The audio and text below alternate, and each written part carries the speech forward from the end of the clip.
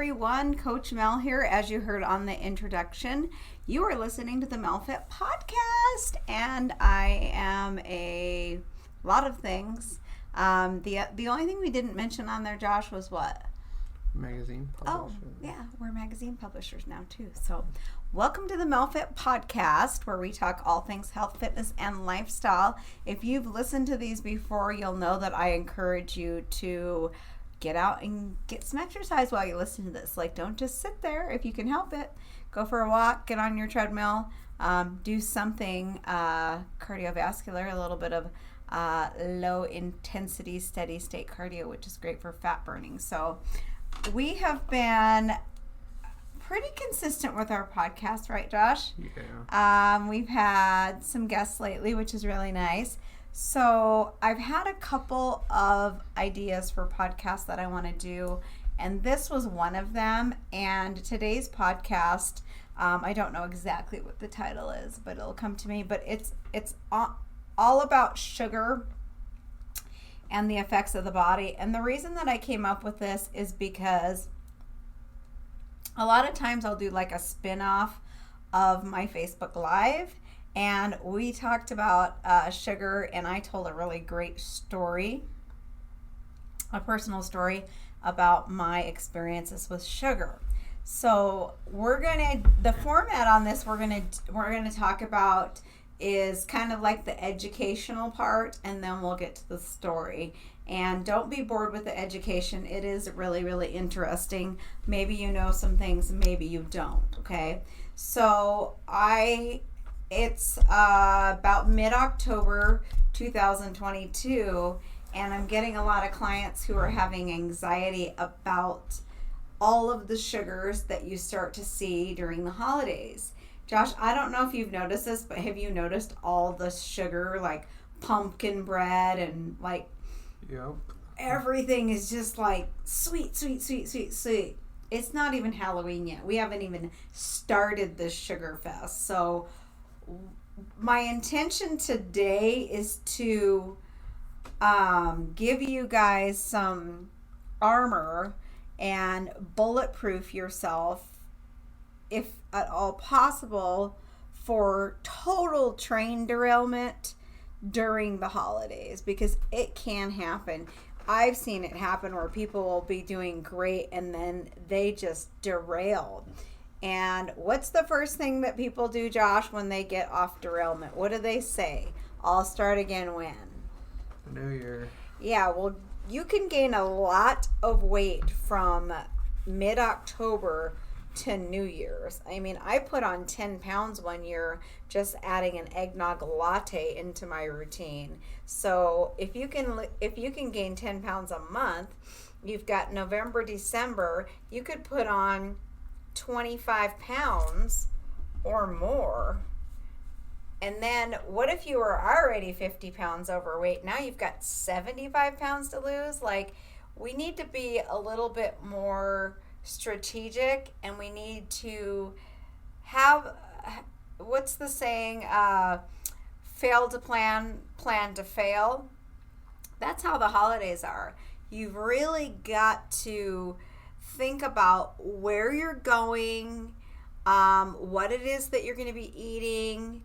Bring something. I'm going to tell you what happened to me the other day, and you'll understand this story, but bring something that you can eat so that you don't feel tempted or left out of a holiday party. So plan. Also, if you are going to have it be your free day, which if you're listening to this or watching this and you're not a member of the MelFit Army, your free day is something that you can have each week, and it can be off plan or on plan. It doesn't matter.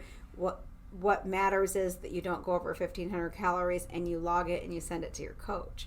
So if it's off plan, I would definitely say that should be a day that you do not miss a workout and you do not miss your steps. Okay.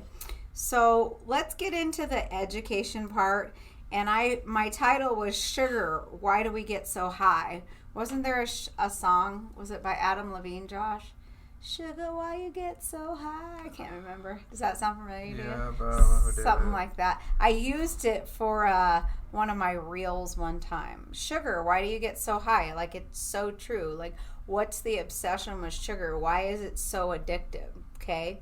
So I'm going to kind of give you the lowdown on how much people are consuming, where is sugar found, and then we'll kind of go into everything else. So the average American consumes 17 teaspoons of added sugar a day or 270 calories. Most of this is coming from processed sugar. Beverages are the leading category of added sugar. 47% of your sugar is coming from beverages. If you ever hear me talk, giving you advice, I always tell people, don't drink your sugar. If you're going to have sugar, have a chocolate cake. Don't waste it on a can of soda. Soft drinks are 25% of that. Fruit drinks are 11%. Sports and energy drinks are 3%. How does the body react to so much sugar? It all comes down to how it's absorbed. If you eat an apple, your body spends more time digesting the apple. What sugar really does is gets you this instant high and then you crash. What does it do to little kids? It makes them bounce off the walls and then they crash. It also can do it to adults. I consume such a low amount of sugar that it affects me. Does it affect you too, Josh? Not really. Not really? Oh my gosh. I can't even sleep at night when I consume too much sugar. If you're looking for a 0-calorie sweetener, I would go with monk fruit or stevia. There is another sugar-free sweetener out there called erythritol. Monk fruit and stevia are safe, approved by the FDA. Erythritol is a sugar alcohol. Although erythritol is great and there's a lot of fun things that we can have with erythritol, Lakanto makes a pancake and waffle syrup with erythritol. There's quite a few new products out there with erythritol. What did I have the other day? A lot of protein bars are being made with erythritol. What did I have the other day? I can't remember, but I think it was like a gummy, some Swedish fish. That's awesome for people that need to satisfy their sweet tooth with something without sugar that's a little healthier. What you'll notice with these erythritol products is, yes, they're sugar-free, but they have carbs in them. Where if you're using monk fruit and stevia, you're not getting any carbs. Also, too much sugar alcohol in the form of erythritol, not to be mistaken with maltitol, which gives you a horrible gut ache. It can give you a gut ache, not as easily as maltitol, but it can give you a gut ache if consumed in large quantities. Theoretically, this should help you control your quantities, but if you cannot control the quantity of the products with erythritol, I would suggest that you eliminate them from your nutrition plan. Go over to the Melfit app, look under desserts, and pick something from there. We use no processed sugar, which means that the sugar that we do allow is going to be from honey or possibly a little bit of coconut sugar here and there for recipes. But if you divide it out into the recipes, look at the sugar grams on the recipe. It's always very low. So what is the recommended amount of sugar per the American Heart Association? What do you think it is, Josh, daily for men? How many teaspoons?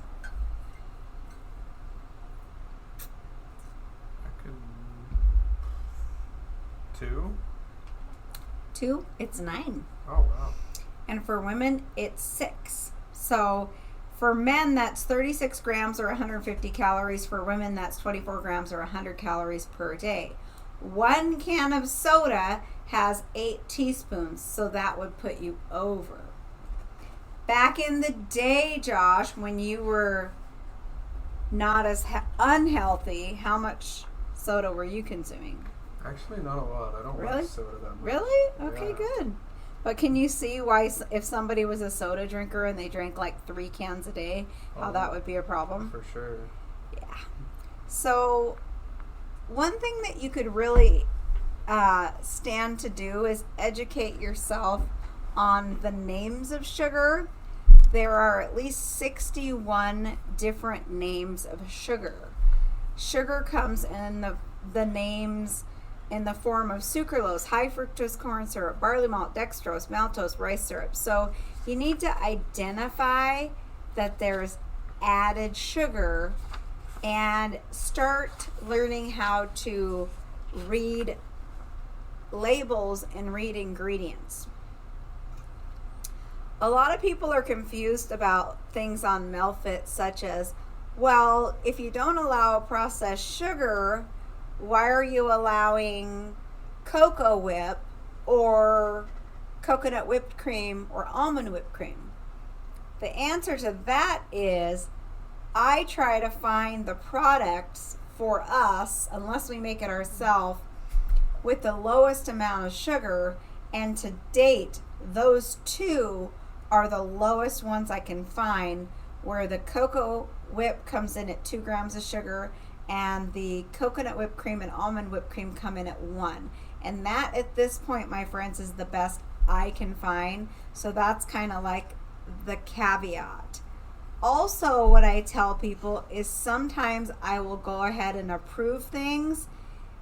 If you learn to read labels, you'll learn that if it says 10 ingredients and sugar is the last ingredients, that means it has the smallest amount of that. If sugar was in the first ingredient, if you went over to the nutritional information, it would list higher.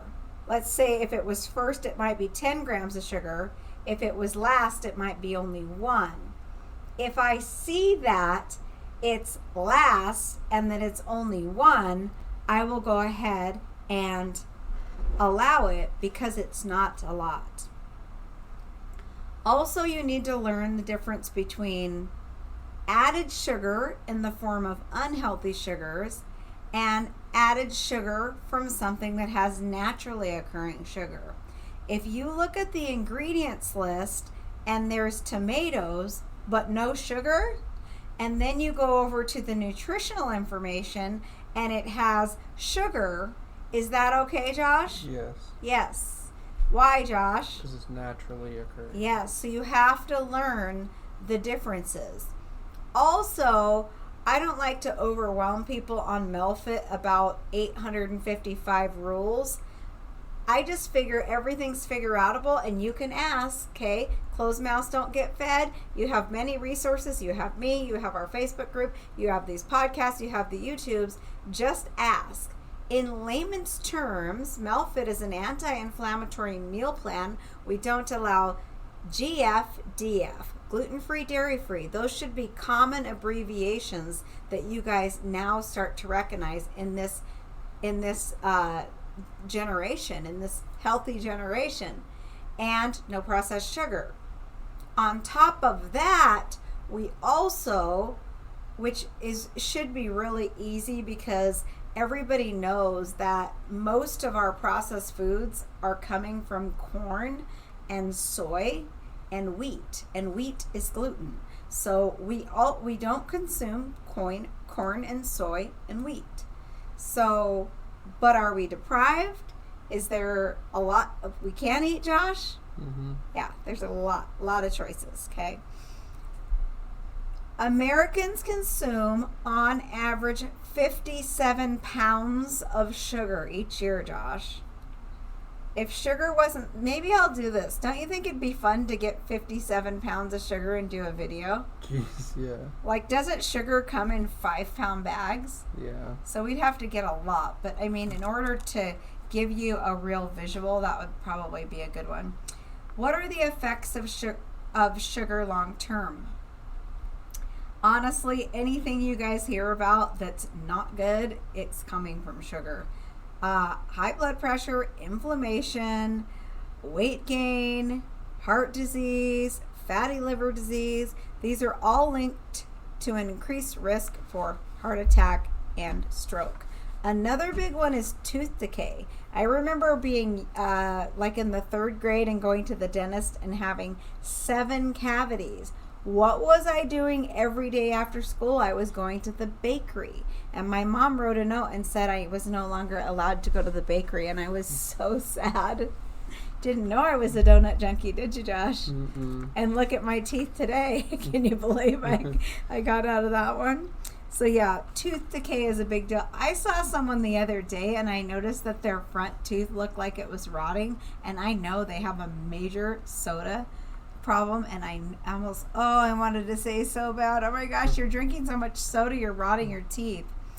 What does sugar do to the body? The body uses sugars and starches from carbohydrates to supply glucose to the brain and provide energy to the cells all around. Does the body need sugar? Sugar is a carbohydrate that occurs naturally in many foods. The body mostly uses carbs as an energy source. Food producers also add sugar to many products, which can lead to a person's blood sugar levels becoming too high. From the research I've done all over the last 20 years, it's not like you need to hit like almost on your MyFitnessPal, oh, I need to hit my sugar intake. It's like the lower amount of sugar that you consume, the better. Not to say that we can't enjoy apples. I probably eat an apple every day, especially for the fiber content. I use half a banana, half a cup of berries in my Melfit Berry Banana smoothie, but I'm at maintenance. I'm a size 1. I used to be a size 15. I maintained for 20 years. And I still, to this day, watch my sugars. So even although it's healthy sugar coming from fructose from fruit, you still have to watch it. So I don't necessarily think that it is necessary that your body has sugar to function. Guys, I don't know if you remember this, Josh, but there was an era of low-fat foods where it was really trendy. Do you remember that? Mm-mm. You don't? Okay. So everything was fat-free. That was the biggest thing. Like right now you see labels that say GFDF, right, Josh? Mm-hmm. So back then it was FF, fat-free. And it was like you thought you hit the lottery because you picked up 12 things to help you lose weight that were fat-free. Well, guess what happened guess what came with that? What do you think those products tasted like? Probably gross. Yeah, so they tasted really, really bad, and all the big food companies, General Mills, just to mention one, they knew that the fat-free craze was going to line their pockets, but people weren't going to buy it if it didn't taste good. So guess how they fixed it, Josh? How? One guess. What are we talking about? Low sugar? Sugar. So they added sugar. Oh. So here's a prime example. I owned a coffee stand for 13 years, and everybody thought that they were doing themselves such a great service and really watching their health and were very health conscious by cruising through the stand and saying, I'll get a skinny mocha or I'll skinny sugar-free vanilla. Well, if they looked at the label of a cup of non-fat milk, I think it's like has 12 grams of added sugar. Did you know that, Josh? No. Can you believe they add sugar to milk? No. Yeah, they add sugar to milk. So, same thing with the cereal. You turn over that cereal label and oh yeah, it's healthy, it's high fiber, low fat, but it's got 20 grams of sugar in it. So I think that's when I really knew that we'd been spoofed. But yet now, fast forward to 2022, and there's still people that think low fat is healthier, right, Josh? Yeah. And I don't consume dairy, but realistically, if I were to look at the fat on non-fat milk and on the sugar of non-fat milk and the sugar of, say, straight half and half, what would have more sugar, Josh? Is it the whole milk? The fat-free. Yeah. So then people got into the high-fat craze, the keto, which is 5% carbohydrates and high fat. So, okay, we decided that fat-free has too much added sugar, so we'll go to the half and half because it's lower in sugar and lower in carbohydrates, but what are you sacrificing? You're consuming lots of fat. So it doesn't take a genius to figure out neither one of those are good for you. What's good for you is going dairy free. Nobody's losing weight, in my opinion, working with thousands of people in my life, drinking dairy. They used to say it's for animals and children trying to gain twice their size, but I beg to differ. I think that there's a lot of babies that have been highly reactive to dairy products, even from a young age. So, non-dairy, if you don't know this already, it comes in so many wonderful forms in this day and age. We've got coconut milk, oat milk, rice milk, hemp milk, chia milk, macadamia nut milk. There's so many choices of really, really good dairy-free milk, which doesn't have all the added sugar or added fat. Sugar is a form of carbohydrate. The body breaks down all carbs into sugar. Why do you think carbohydrates in processed form makes you gain weight? Does that make sense, Josh? Mm-hmm. There are different types of sugars which vary in the structure of their molecules. Monosaccharides comprise just one sugar molecule, making them the simplest form of sugar. They include glucose, galactose, which milk contains, fructose, a sugar common in fruits. Disaccharides or polysaccharides are sugars with two or more molecules. These include sucrose, a common form of table sugar, lactose, which is in milk and dairy products. It's the sugar that's in milk and dairy products, and starch.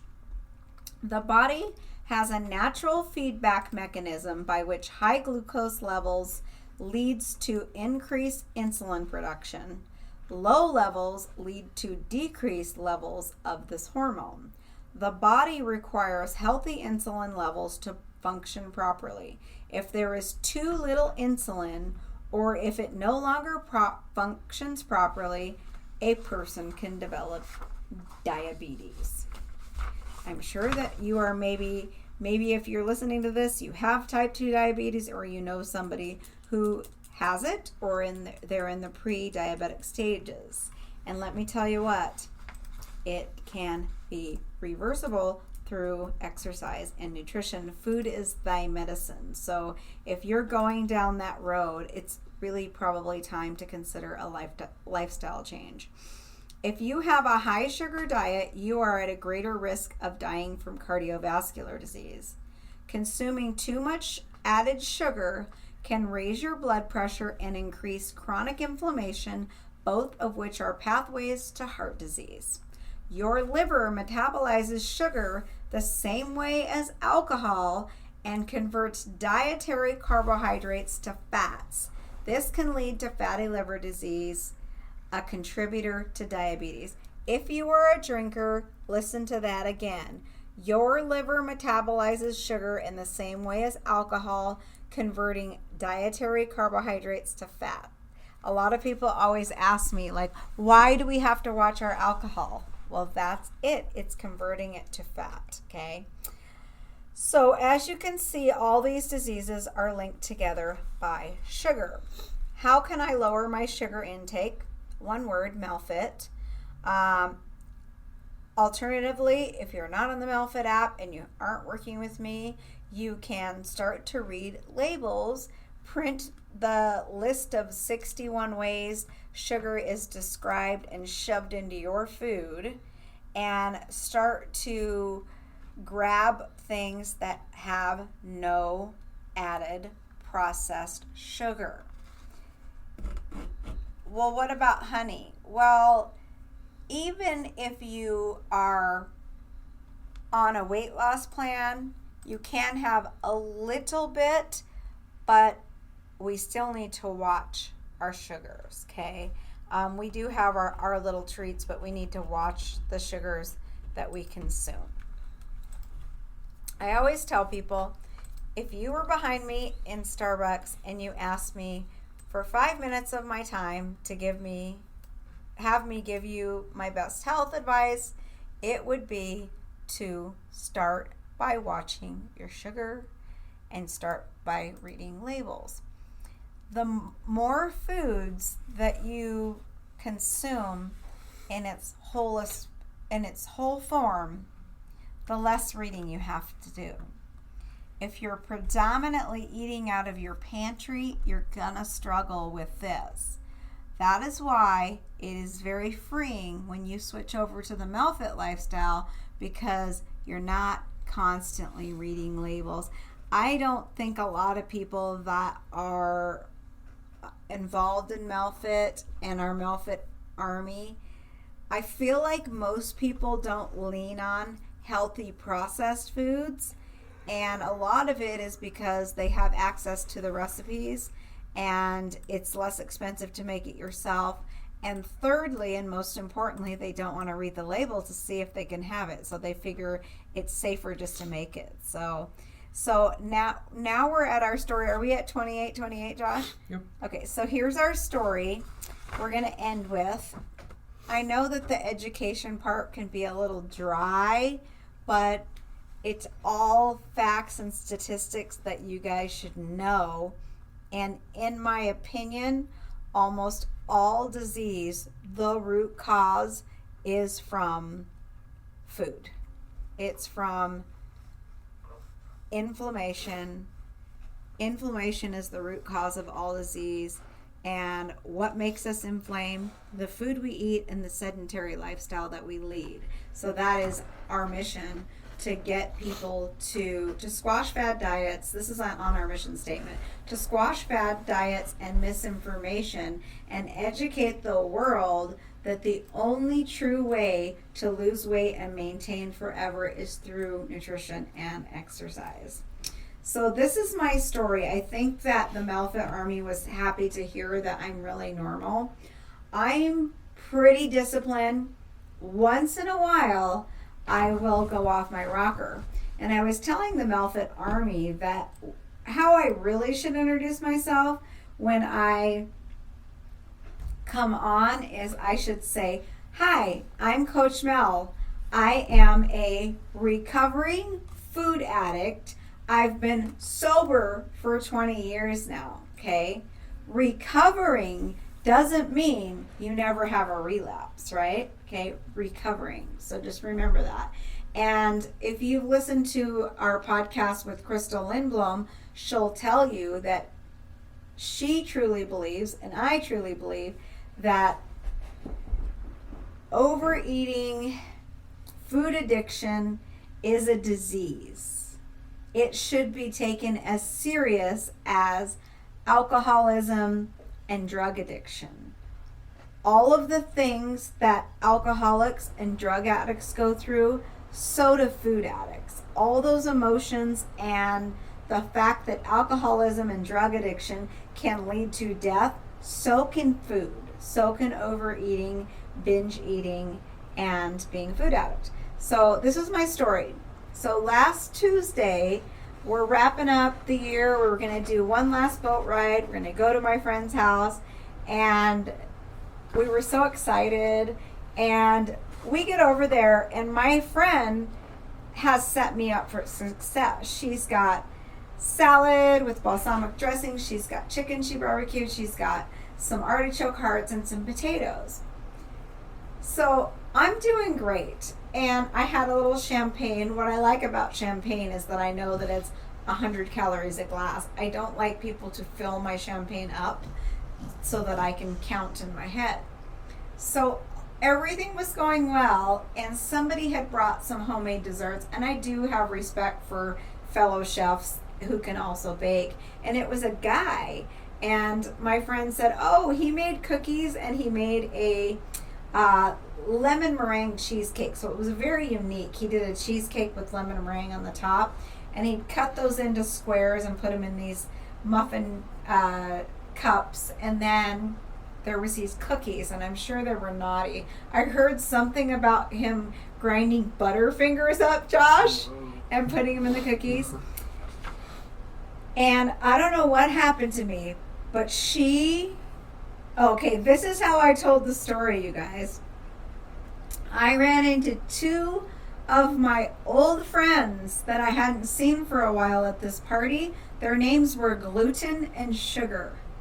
And you know what I mean when I say that, right? Couple of old friends, kind of like if you're a drug addict, you run into a couple of your friends that are wanting to offer you some heroin or a line of cocaine. Or if you're an alcoholic and somebody is like, hey, I got the hooch over here, you want some? They call that alcohol, Josh. Have you ever heard that? No, I have not. You have? Oh, yeah. So hooch is alcohol. That's how I've heard it anyway. So, yeah, I ran into my old friends, Gluten and Sugar, and it did not go well. We reunited, and we had a party. So what happened is we're upstairs. Everybody's downstairs. My friend asked me if I want to split a cookie, which normally I wouldn't even have one. I don't even know why I even wanted this. I feel like I've been in recovery for so long, and I get so many wonderful Melfit desserts that's like it's no big deal. I definitely would not eat a store-bought cookie. Like, that would not be worth my calories. But I think I gave myself the old, oh, but it's homemade. Yeah, it's homemade, but it's made with white sugar and white flour and gluten. So I had my own cookie. Okay, fine. No big deal. It's not off limits. I can have a cookie if I want. I can have a free day. So I had the idea of bringing the desserts downstairs so everybody could enjoy them. And the only reason I did that is because I know that when I make something, I want people to enjoy them. And I knew nobody was likely to enjoy the desserts, not that any of us needed it, if they were upstairs. Well, that was one of my first mistakes. So I bring it downstairs, and I'm like, oh, well, I want to try the cheesecake. I'll just have one bite. It's kind of like a druggie. I'll just have one little hit of heroin, or I'll just have one drink of alcohol. Oh my gosh, like that sense of woo just came flowing in, and I ate that whole little chunk of cheesecake. Then about an hour passed, and my guy friend, snapped this cookie in half and goes like this, and I don't know why, I just grab it. So Josh, now I've had 1.5 cookies and cheesecake, okay? It gets better. She asked me if I want to take some home, and I said, oh yeah, I'll probably take them home for Iggy. Iggy doesn't need those. He had freaking 278 on his cholesterol, and we got it down to 178 in 2 months. He does not need that sugar, and he's not even a sugar person anyways. If he ever takes something sweet, I'm shocked. He's just not into sugar. He's into salt, chips, but not sugar. So I take these home. I get home, guess what I do, Josh? I have another cookie.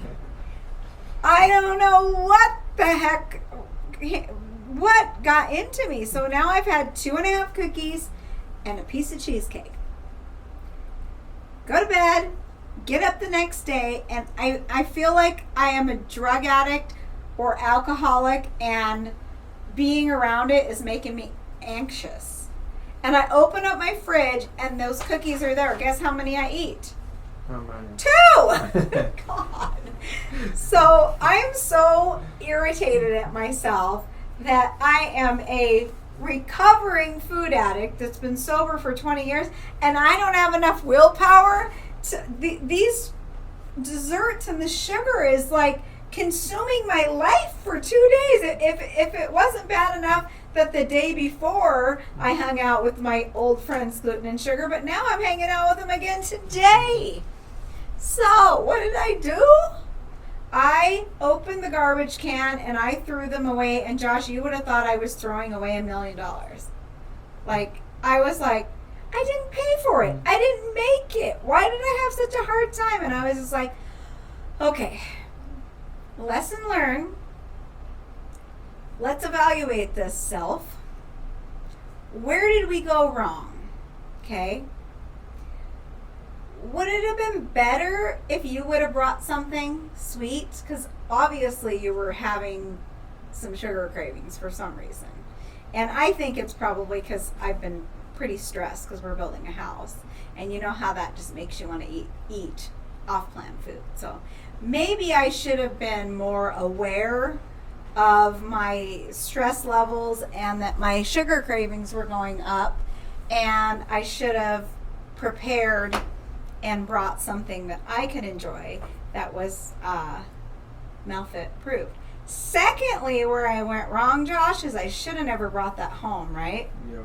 Out of sight, out of mind. So one tip that I'm going to give you guys for this holiday season is fail to plan, plan to fail.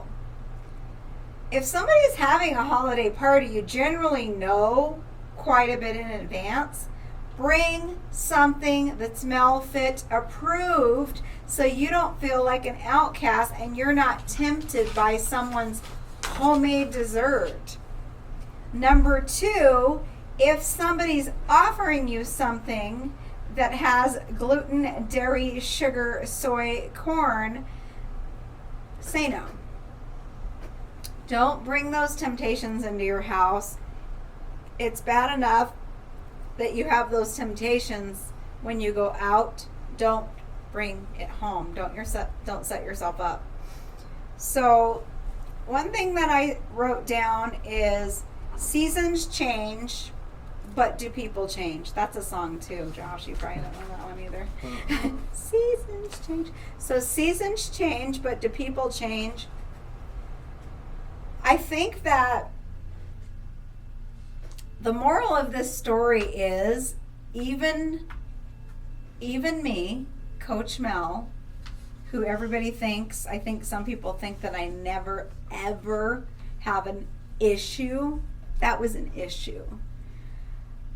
I think that most people cave. I give myself credit for most of the time not caving, but I'm not going to beat myself up or feel guilty for caving, but I am going to figure out, okay, I got my Superwoman bracelets on, I got my sword, I'm freaking ready, man. I knew that I was going to this party, I got my workout in, I got my 10,000 steps in, I'm bringing Melfit pumpkin protein balls, and I am going to limit my alcohol to 2 drinks for the whole night. I'm going to drink water. I'm going to have my water bottle with me at all times. And I'm going to dance a lot if it's a Halloween party and make sure that I'm moving. So that's how I'm going to set myself up for success. If you continually cave, then that you're going to be up to that 25 pounds starting your New Year's. You're going to be that statistic of person who has to set a New Year's resolution because they totally fell off during the holidays. So I just wrote what lies ahead, how can we handle it, Does it get worse? Yeah, I do. I think it gets worse. I think all of the sugar pushers of America come out during the holidays. I don't know what it is.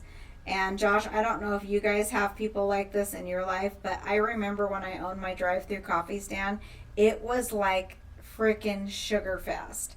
Everybody spends all this time in the kitchen and then they bring you, do you have this happen, Josh? Oh, yeah. Like cookies and fudge. And what we're trying to teach is, yeah, go to the app and find gingerbread cookies that are gluten-free, dairy-free, no processed sugar. Go to the app and find Melfit 2-ingredient fudge. Like, there is no reason we can't also enjoy all the fun things that everyone else is enjoying and that you grew up with, and that you know. So one thing that I get stuck on a little bit with people is people are usually tell me they're non-negotiables. A non-negotiable means no progress to me. If you're giving me non-negotiables, we're not going to get very far. You have to be able to compromise. I am not giving up my mom's da-da-da-da-da. Well, that's fine, but the consequences of that is going to be you're probably not going to get to your goal by the end of the year like you wanted to.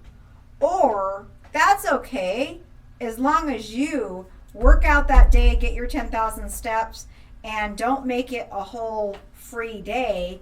Just indulge in that one thing, and that needs to stay in your calories. But you have to sacrifice something to grow. If nothing changes, nothing changes.